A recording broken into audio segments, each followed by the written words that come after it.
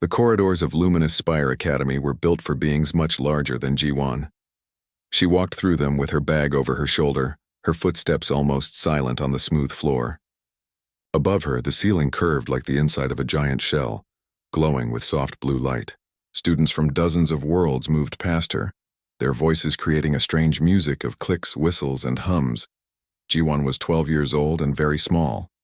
Her dark hair was tied back neatly, and her academy uniform looked too big on her thin frame. She carried a datapad under one arm and walked with careful steps, trying not to bump into anyone. The other students noticed her immediately. They always did. A group of tall, bird-like creatures stopped talking when she passed. Their feathers rustled nervously. A student with blue skin and too many arms pressed against the wall to give her extra space. Ji-won pretended not to notice. Her mother had told her this would happen. Humans made other species uncomfortable. She found her classroom and chose a seat near the back. The chairs were designed for different body types, so hers adjusted automatically. She placed her datapad on the desk and waited. Other students filed in slowly, each one pausing when they saw her. Most sat as far away as possible. Only one student, a floating ball of glowing gas named Mirai, drifted to a seat nearby and pulsed a soft greeting. Ji-won nodded back politely. The instructor arrived last. He was Thraxian, which meant he had 4 arms, a body covered in dark chitin and mandibles that clicked when he spoke. His name was Velcris, and he moved with the confidence of someone who had seen many battles. His eyes, all 6 of them, scanned the room and stopped on Ji-won. Something flickered in those eyes. Not fear exactly, something closer to distaste. "Welcome to military history," Velcris said. His voice was deep and rough, coming from somewhere in his chest. "In this class, you will learn about the great conflicts that shaped our galaxy. You will learn about honor, sacrifice, and the glory of warriors who gave everything for their people." He walked between the desks, his 4 arms clasped behind his back. "Today we begin with the Battle of Crimson Nebula, one of the most famous victories in Thraxian history." His mandibles clicked with pride. "Our armada faced the Kelsor defenders in the depths of the nebula. 300 ships against 200. We charged with honor. Our formations perfect, our warriors brave." Velcris activated a holographic display.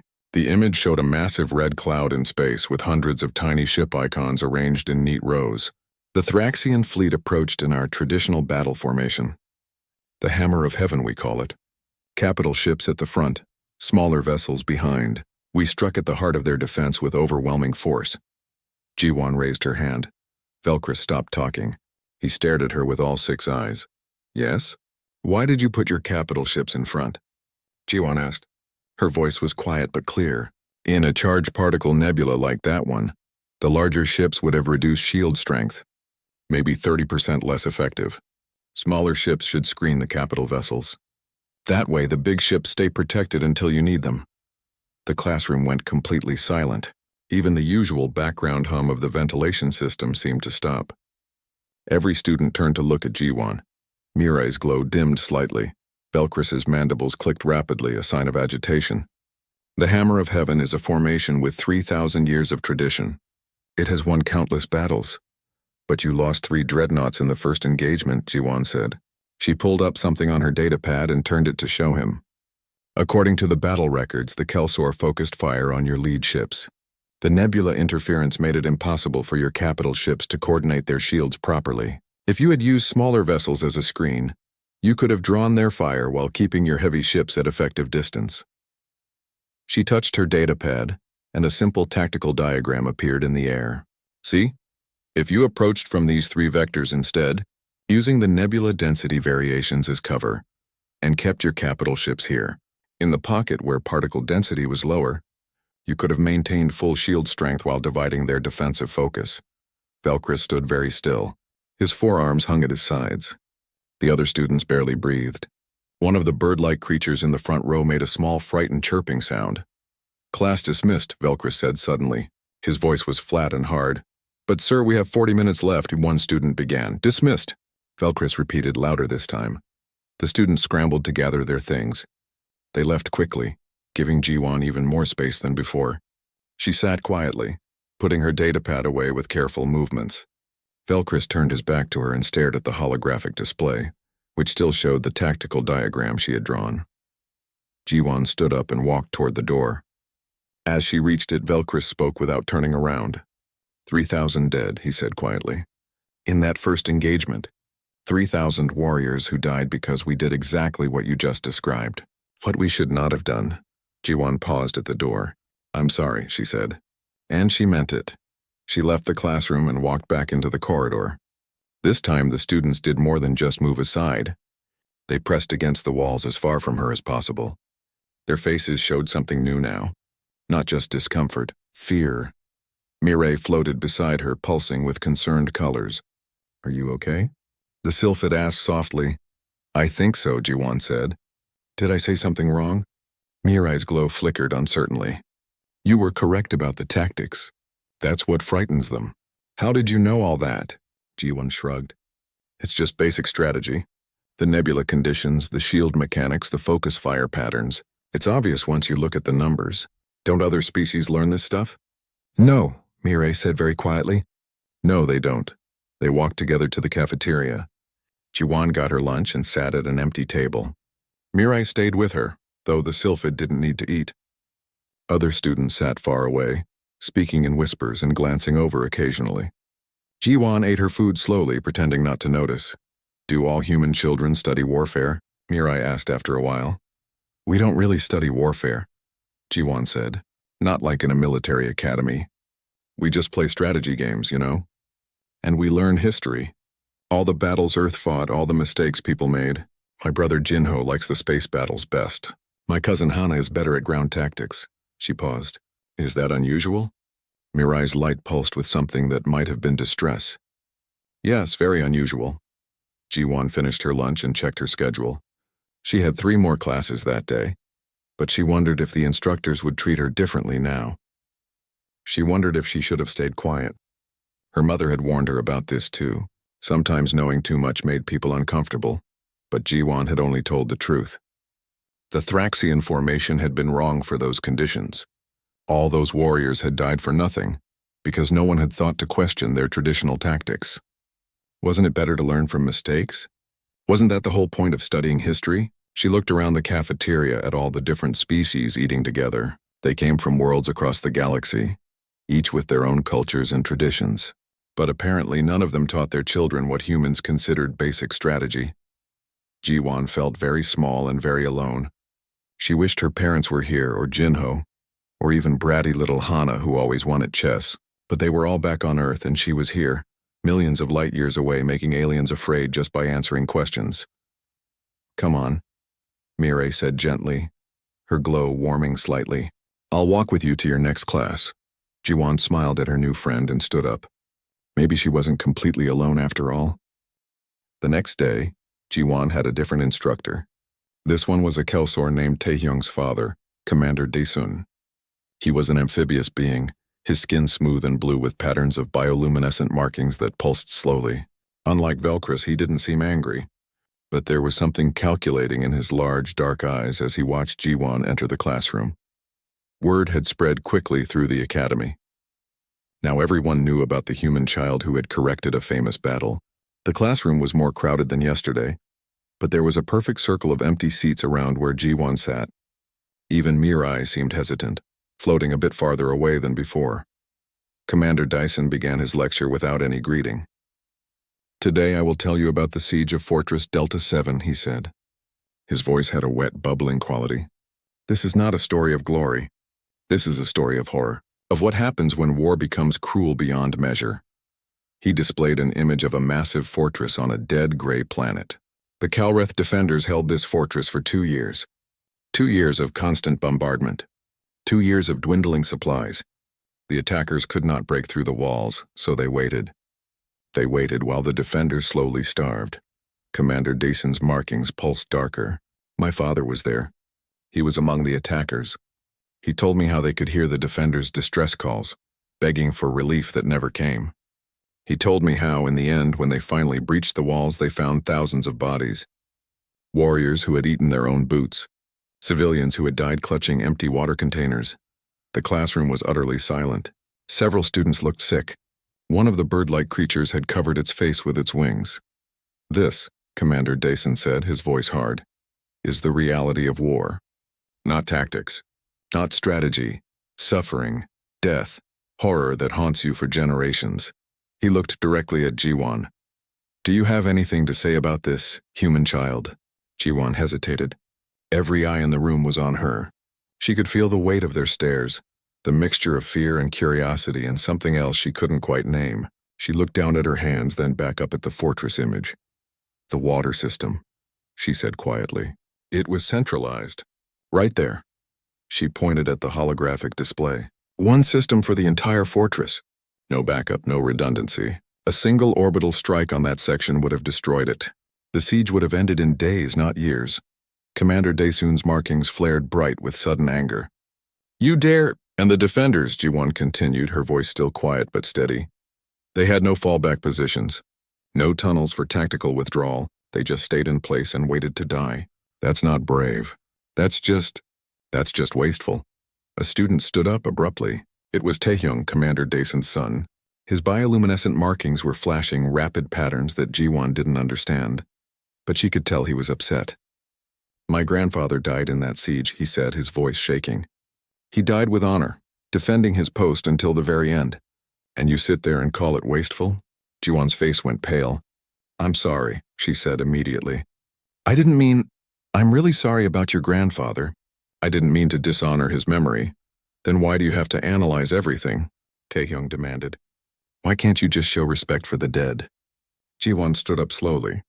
Her hands were trembling slightly, but she looked Taehyung in the eye. Because if we don't learn from these mistakes, more people like your grandfather will die for nothing. Because maybe if someone had thought about these things before, your grandfather would still be alive. The silence that followed was so complete that Jiwon could hear her own heartbeat. Taehyung stared at her, his markings flickering through colors she still couldn't interpret. Then he sat down abruptly and wouldn't look at her anymore. Commander Daesun dismissed the class without another word. The students left even faster than they had yesterday.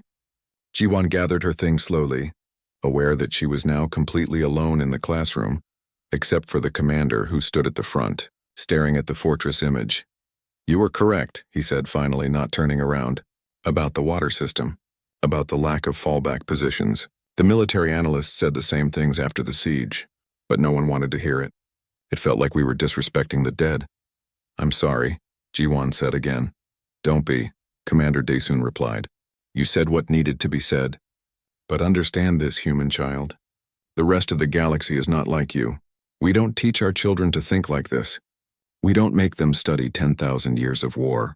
We tell them stories of heroes and hope they never have to fight. He finally turned to look at her. What you see as obvious, we see as terrifying. Do you understand? Jiwon nodded slowly. She was beginning to understand. It wasn't that she was particularly smart or special. It was that humans as a whole had learned things that other species simply hadn't needed to learn. Things they had hoped never to learn. She left the classroom and found Mirai waiting outside. The Sylphid's glow was dim and worried. Everyone is talking about what you said, Mirai told her. About Taehyung's grandfather. Some students are angry. Others are— They're scared, Jiwon. I know, Jiwon said. I scared myself a little too. They walked to the library together. Jiwon needed somewhere quiet to think. The library was massive, with sections designed for species that breathed different atmospheres and read in different spectrums of light. She found a human-compatible area and sat down at a desk pulling out her datapad. Mirai floated beside her. Can I ask you something? Of course. What do human children really learn? Not about war, I mean. What do you do for fun? Jiwon thought about it. We play games. Strategy games mostly. Chess, Go, modern stuff with computers. We do sports, but they're competitive, you know? Always trying to outsmart the other team. We read stories about great leaders and famous battles. In school, we study history. A lot of history. And your family? Mirai asked. What do they do? My parents are diplomats, which is why I'm here. My brother Jinho, he's 16 and he's studying orbital mechanics at university. He wants to design ships. My cousin Hana is 10 and she just won a chess tournament against kids twice her age. Jiwon smiled. She's annoying about it too. Won't stop bragging. Mirai's glow dimmed even more. These aren't military academies, are they? This is just normal human life. Yes, Ji-won said. Why? Because, Mireille said very softly, that means every human child grows up thinking like you do. Every single one. That's what frightens everyone, Ji-won. It's not that you're a genius or a warrior. It's that you're normal. Ji-won sat very still, letting that sink in. She had never thought of herself as frightening. She was just a kid who was good at strategy games and remembered what she read. But to the other species, that made her dangerous. I don't want to be scary, she said quietly. I know, Mireille replied, her glow warming just a little. That's why I'm still your friend. That night, Ji-won lay in her dormitory bed staring at the ceiling. Through her window, she could see the twin suns of Viridian Prime setting, painting the sky in colors that didn't exist on Earth. She thought about Taehyung's grandfather, about the 3,000 Thraxian warriors, about all the people throughout galactic history who had died because no one had questioned the old ways of doing things. She thought about Earth, with its long history of wars. So many wars. Her species had spent thousands of years fighting each other, learning lessons written in blood and fire. They had learned to think strategically because the alternative was extinction. They had studied every battle, analyzed every defeat, because they couldn't afford to make the same mistakes twice. And now, here in the peaceful galaxy, that knowledge made her a monster in the eyes of beings who had never needed to learn such things. Ji-won closed her eyes and tried to sleep. Tomorrow there would be more classes, more stories, and probably more fear. But at least she had one friend who understood. That was something. By the third week, Velkris had returned to teaching. But something had changed in him. He moved more carefully now, spoke more quietly. When he looked at Ji-won, there was no more distaste in his eyes. Instead, there was something that looked like wariness mixed with grudging respect. The classroom was full again. Those students still kept their distance from Ji-won. They had stopped whispering when she entered. Now they just watched, waiting, wondering what she would say next. Velkris stood at the front of the class, all four arms clasped tightly together. Today, he said, his voice rough with old pain, I will tell you about the Battle of Ashfall, the worst military disaster in recorded galactic history. The lights dimmed. A holographic display filled the center of the room, showing a beautiful green and blue planet. This was Ashfall, Velkris continued. A colony world trying to gain independence from the Zindari Empire. The Empire sent 12 armadas to crush the rebellion. 12 armadas! Nearly 40 million soldiers and crew. The largest military force ever assembled. His mandibles clicked slowly. I was there. I was part of the 3rd Armada, serving as a tactical officer on a supply transport. We arrived in orbit, confident. How could we lose? We had overwhelming force. We had perfect formations. We had honor and duty on our side. The holographic planet suddenly lit up with thousands of red dots. Orbital defense platforms ringing the world like a deadly crown. The rebels had control of the planetary defense grid, Velkris said. Old Zindari technology. We weren't worried. We knew the codes. We knew the systems. We had built them, he paused. Every student in the room leaned forward, sensing something terrible was coming. The rebels introduced a virus into our command network, Velkris said, his voice dropping to barely above a whisper. One virus. It spread through all 12 armadas in minutes. It took control of our navigation systems. Our engines, everything. The holographic display changed. The thousands of ship icons began moving, all of them converging on the planet, not in attack formations, in uncontrolled falls. The virus made our ships deorbit, Velkris continued. All of them. 12 armadas fell from the sky like burning rain. The orbital platforms shot at us as we fell. We couldn't fight back. We couldn't maneuver. We could only watch as the planet's atmosphere began to burn our hulls. His forearms trembled. 40 million people died that day. 40 million! Warriors, yes, but also support staff, medics, engineers. People who had families. Who had children. I survived only because my transport had a faulty engine. It wouldn't start that morning. We were still in dock waiting for repairs when the virus hit. I watched my friends burn in the atmosphere. I was helpless to save them. The classroom was completely silent. Several students were crying. Mireille's glow had dimmed to almost nothing. Even the walls seemed to absorb the weight of the story. Velkris looked directly at Ji-won. There was a challenge in his eyes, but also something else. A plea, perhaps, a test. This human child is war. This is what happens. What do you have to say about this? Ji-won didn't raise her hand this time. She sat very still, staring at the holographic display of those falling ships. When she spoke, her voice was so quiet that the room's audio systems had to amplify it. Why would you network all your orbital platforms to the same command system? She asked. Why wouldn't you have air-gapped backups? Systems that can't be reached from outside? Why would you even allow external input to critical defense systems without multiple physical authentication protocols? She looked up at Velcris and there were tears in her eyes. And why would you send 12 armadas without proper cyber warfare countermeasures? Especially against a rebellious force that clearly had technological capability?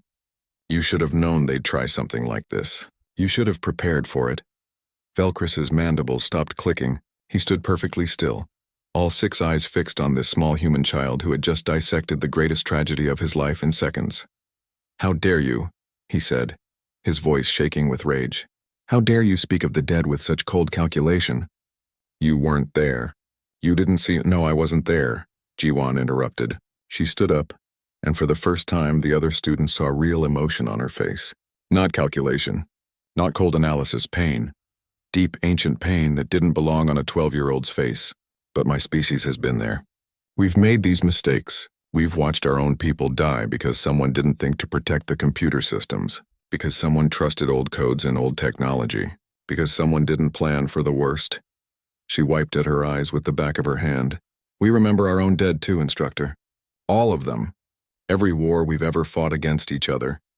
Every mistake that cost lives. Every time someone said it'll never happen and then it did. We remember because we promised ourselves we'd learn from every single lesson. Not because we're cold, but because we cared too much to let these lessons be wasted. The room was so silent that the hum of the station's life support system sounded like thunder. Velcris's voice, when it came, was hollow. How many? How many battles do your people remember? All of them, Ji-won said simply. Every war we've ever fought against each other, going back thousands of years. We archive them. We study them. We teach them to our children, not to make them cruel, but to make them wise, so they never have to learn these lessons the hard way like we did. She looked around the room at all the alien faces staring at her in horror. My parents say we learned strategy from our own worst tendencies. We nearly destroyed ourselves dozens of times. We fought wars that killed millions, tens of millions. We invented weapons that could end all life on our planet, and we came very close to using them. So we learned. We had to learn, or we would have died. And when we finally achieved peace, she continued, her voice stronger now, when we finally stopped fighting each other, we didn't forget. We couldn't forget, because if we forgot, we might do it all again. So we teach our children, every child. We teach them history and strategy and how to think about conflict, not to make them soldiers, to make them survivors. Taehyung stood up slowly, his markings pulsing erratic patterns. You mean, your entire species thinks like you do? More or less, Ji-won said. Some are better at it than others. My brother is really good with space combat scenarios. My cousin excels at political strategy. But yes, we all learn these things. It's just part of growing up human. A bird-like student in the front row made a keening sound. No wonder you haven't conquered the galaxy, she said. You could. Couldn't you? You could conquer all of us, Ji-won shook her head. We don't want to conquer anyone. We remember what it was like when we fought each other. We remember what it costs. When we finally achieved global peace, we swore we'd never be the reason another species experienced what we went through. So we trade. We share technology. We defend ourselves when necessary. But we don't conquer. Not because we can't. Because we know where that path leads. Velcris sat down heavily in his chair. His forearms hung limply at his sides. You don't fight because you've already seen where fighting leads, he said slowly. You know the cost because you've paid it. Again and again. And that's why you analyze everything. Why you see the mistakes so clearly. Because your entire species is built from the ashes of its own wars. Yes, Ji-won said quietly. That's exactly right. Class dismissed, Velcris said. But this time it wasn't an angry dismissal. It was the voice of someone who needed time to think, to process, to understand. The students left slowly, filing past Ji-won in silence. Some looked at her with fear, others with something that might have been respect. Taehyung paused beside her desk. I'm sorry, he said quietly. About what I said before. About your analysis of the siege. I'm sorry too, Ji-won replied. About your grandfather. Taehyung nodded and left. Mirai floated over, her glow warming slightly. That was brave, the sylphid said softly. I don't feel brave, Ji-won admitted. I feel tired. And scared. And very, very alone. You're not alone, Mirai said. Come on, let's go get some food. You need to eat something. As they left the classroom, Ji-won glanced back at Velkris. He was still sitting at the front, staring at the holographic display of those falling ships. She wondered what he was thinking. She wondered if she had helped him understand or just made everything worse. She wondered if there was even a difference. 3 days after the incident in Velkris's class, Ji-won received a message on her datapad. It was from Dean Suho requesting her presence in his office. The message was polite but formal. It made Ji-won nervous. Mirai offered to come with her, but Ji-won shook her head. I should do this alone, she said. But thank you. Dean Suho's office was at the top of the tallest spire. The walk there took 20 minutes through corridors that became progressively more elegant and quiet. By the time Ji-won reached the final door, she was the only person in sight. The silence pressed down on her like a physical weight. The door opened before she could knock. Inside, the office was circular, with windows showing the entire campus below and the double sunset on the horizon. Dean Suho floated in the center of the room, a being of pure light contained in a vaguely humanoid shape. Luminals were ancient, some of the oldest species in the galaxy. They didn't have faces exactly, but Ji-won got the sense that Suho was looking at her with kind eyes. Please sit, Suho said. His voice was warm like summer sunlight. A chair formed itself from hard light near the window. Ji-won sat carefully, her feet not quite touching the floor. Am I in trouble? She asked quietly. No, Suho said. Not at all. I asked you here because I want to understand. Not to judge, not to punish, to understand. He drifted closer, his light pulsing gently. Tell me about human warfare, Ji-won. Not the tactics or the strategies. Tell me why. Why do humans fight the way they do? Ji-won relaxed slightly. This wasn't an interrogation. This was genuine curiosity. We don't see warfare as glorious, she began slowly. Not anymore. We used to, a long time ago. We had songs about heroic battles and noble sacrifices. But after enough wars, after enough deaths, we realized something. War isn't glorious. It's a problem to be solved. A problem, Suho repeated thoughtfully. Not a test of honor or strength. Those things matter, Ji-won said. But they're secondary. The primary goal is to end the conflict as quickly as possible with minimum casualties. Because every person who dies is someone's family, someone's friend, someone who had dreams and plans and people who loved them. She looked out the window at the setting suns. We learned that lesson the hard way. We fought wars where we sent millions of people to die for a few miles of territory. Wars where we used weapons so terrible that the battlefield stayed poisoned for generations. We nearly killed ourselves so many times that we finally had to change how we thought about everything. And when you achieved peace, Suho prompted gently. We were terrified, Ji-won admitted.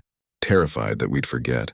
That we'd slip back into old patterns. So we made sure every child learned. We taught them about ancient generals like Hannibal and Alexander. We taught them about more recent leaders like Minsu the Unifier, who ended the last major war on Earth. We taught them how millions of soldiers were coordinated, how logistics worked, how psychological warfare could save lives by ending conflicts without fighting. She turned back to face Suho. By the time humanity reached space, we'd been refining warfare for 10,000 years, against ourselves. We knew every trick, every tactic, every horrible thing that could happen when conflicts escalated, and we swore we'd never forget it. Suho was quiet for a long moment. Then he asked the question that everyone wanted answered. Why haven't humans conquered the galaxy, Ji-won? You could. I've seen the strategic assessments. Your species could defeat any of us, Ji-won's answer was simple. Because we remember what it was like when we fought each other. We nearly destroyed ourselves, not once, dozens of times. We came so close to extinction that we had to change everything about how we thought about power and conflict. When we finally achieved peace, really achieved it across the whole planet, we made a promise. We would never be the reason another species experienced what we went through. She leaned forward in her chair. So we share our technology. We trade fairly. We defend ourselves when necessary, yes, but we don't conquer. Not because we can't. Because we know exactly where that path leads. We've walked it before and it almost killed us all. You use fear as a deterrent, Suho said. The other species fear humanity's capability, so they negotiate instead of fight. Yes, Jiwan admitted. Is that wrong? I don't know, Suho said honestly. It's certainly effective. And it's better than the alternative. But I wonder if there's a way to transform that fear into understanding. His light pulsed brighter, which brings me to a proposal. Would you be willing to teach a seminar? Not on tactics or weapons, on philosophy. How humans think about conflict resolution, how you approach strategic problems, the ethics behind your decisions. Jiwan blinked in surprise. Me teach? You've already been teaching whether you meant to or not, Suho pointed out. The difference is that now it would be intentional, structured, and I believe it would benefit everyone, including you. I don't know if anyone would come, Jiwan said. Most students are afraid of me. Some are afraid, Suho agreed. Others are curious, and a few, I think, are beginning to understand that there's value in learning how humans think. Not to become human, but to understand a different perspective. Jiwan thought about it. The idea was both terrifying and exciting. Could I have a co-teacher?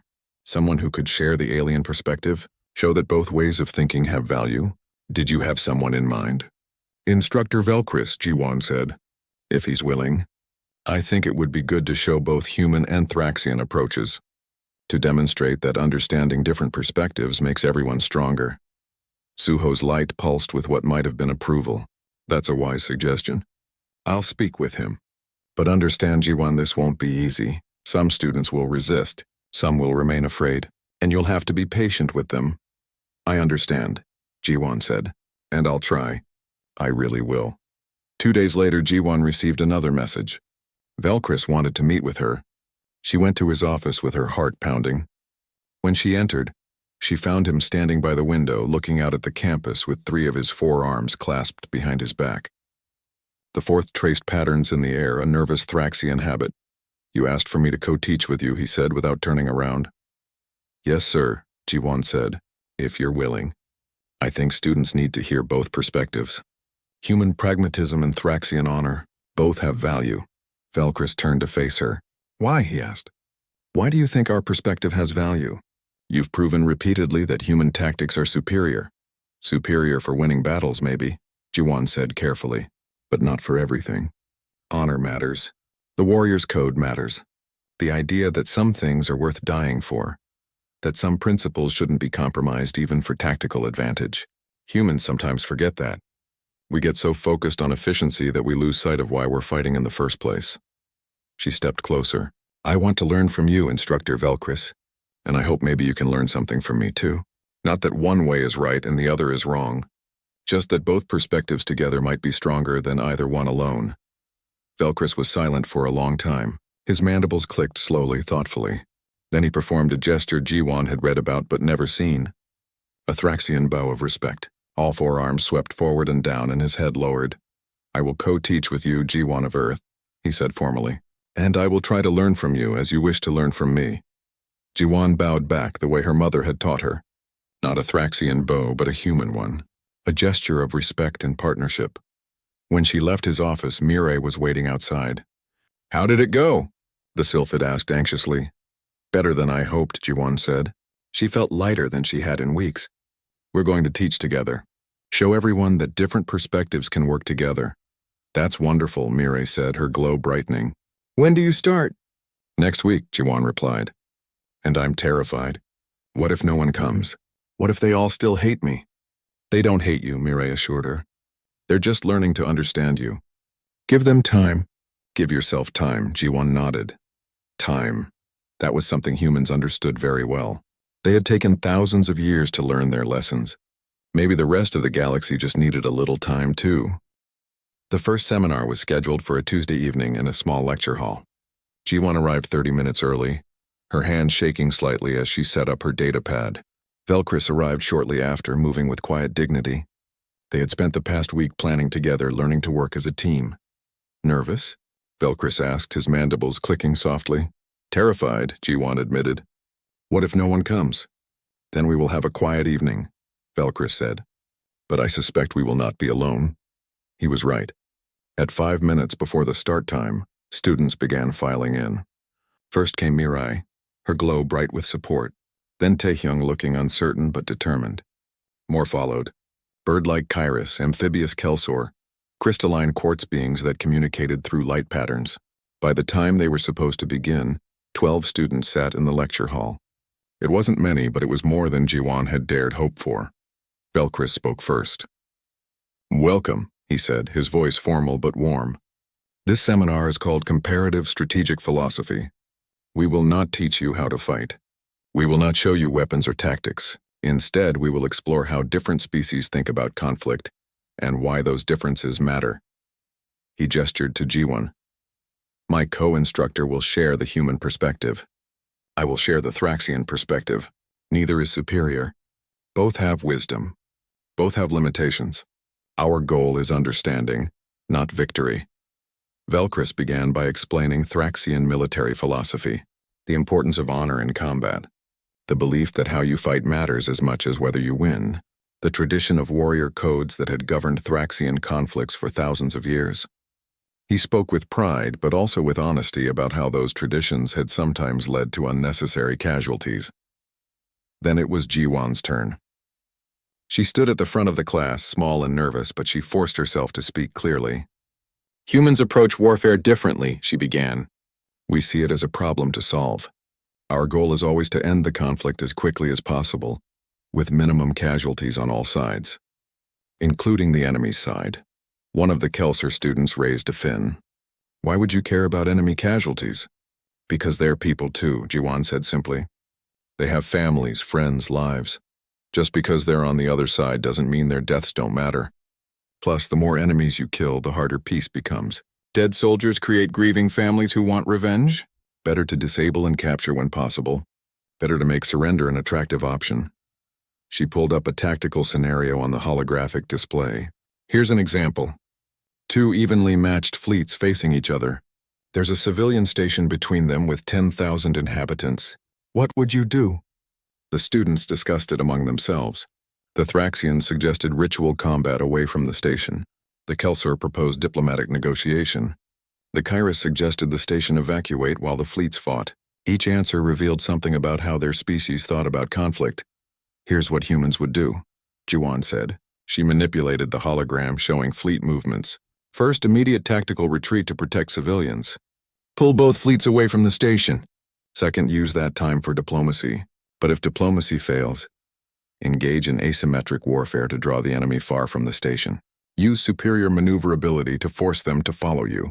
Third, once civilians are safe, surgical strike to disable enemy ships. Disable, not destroy. Target engines and weapons, but avoid life support and crew quarters. Give them a chance to surrender with honor intact." Taehyung's markings pulsed rapidly. "That's efficient, but it feels cold. Calculated." "It is calculated," Jiwon agreed. "But it's not cold.